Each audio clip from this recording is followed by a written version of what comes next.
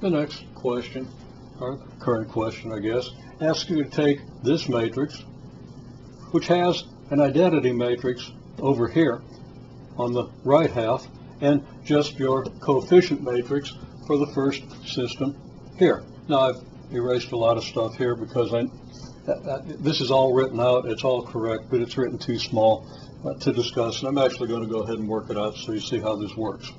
Okay, so we take our coefficient matrix for our first system, follow it by an identity matrix, and we're going to reduce this using row operations, the same type of operations, the exact same operations we would use to reduce this matrix down to the 1, 0, 0, 1 that we've done previously with the augmented matrix.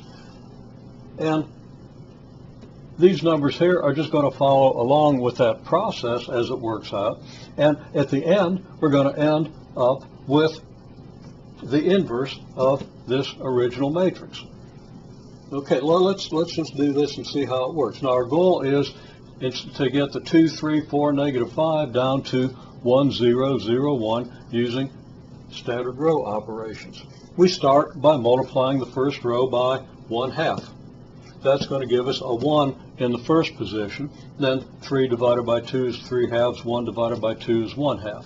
We're going to leave the second row as it is for the moment. Now, we've already got a 1 here, so we're well on our way to getting 1, 0, 0, 1, but we've got a ways to go also. Okay, well, I've repeated this matrix over here. The next step, we're going to take the second row and add negative 4 times the first row. Why would we do that? Well, we want a 0 here, don't we? If we add negative 4 times this to this, we're going to get the 0. So, we get the first row. We're going to leave it alone. The second row, if we add negative 4 times the first, well, negative 4 times this is negative 4. Add the 4, we get 0. Negative 4 times 3/2 is negative 6. We add that to negative 5. We get negative 11. Now we do then negative 4 times the 1/2. That's going to give us negative 2. And we'll add that to the 0. So we're going to have a negative 2. And then negative 4 times 0 is still 0. Add that to 1. We still get 1. So now we've got a 1, 0. So we're making progress toward our 1, 0, 0, 1. So, next operation, we want to get 1 here. Well, that's going to be very easy. We just take the second row and divide by negative 11. So, we do second row divided by negative 11, and we get the matrix 1, 3/2, 1/2, 0, first row, because of course the first row hasn't changed. And the second row is going to become what? 0, 1. If we divide negative 11 by 11, if we divide negative 11 by negative 11, we get 1. If we divide negative 2 by negative 11, we get 2 over 11. And 1 by negative 11, we get negative 1 over 11. Okay, well, we're well on our way now, and what we want to do next is simply we want to get a 0 here. We've got our 1, our 0 here, we've got a 1 here. We're going to easily get a 0 here. We just multiply the first row, or well, we do the first row plus negative 3/2 times the second row. And what do we get?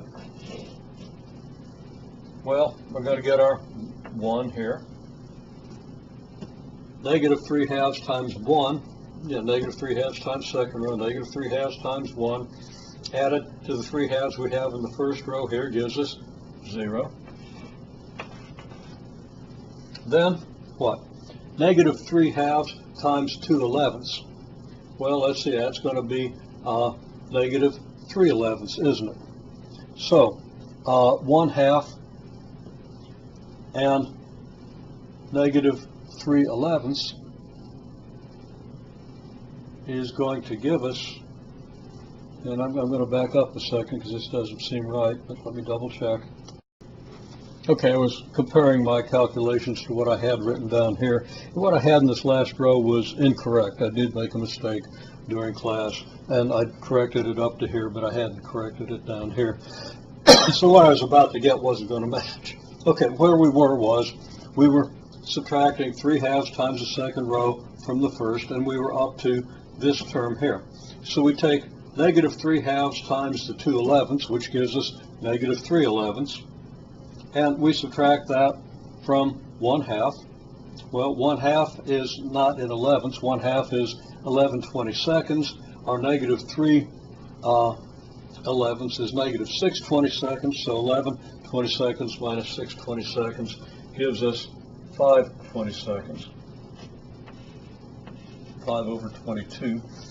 And then we do negative 3/2 of this. It's going to give us 3 over 22.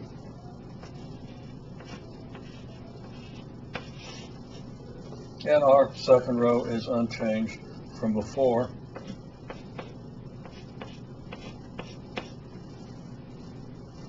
And the same numbers are here, maybe a little harder to read. The reason I rewrote these is that that was written kind of small. And it was also incorrect. I didn't realize I hadn't made that correction. Okay.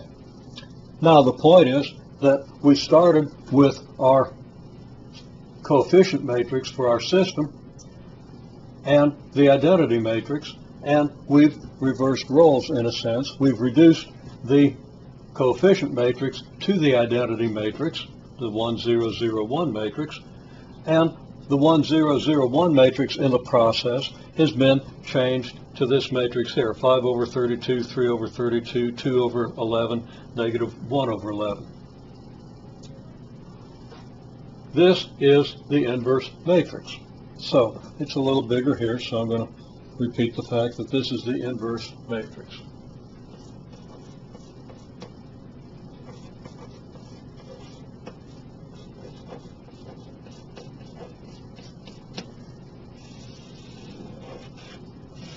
More specifically, it's the inverse of this matrix here.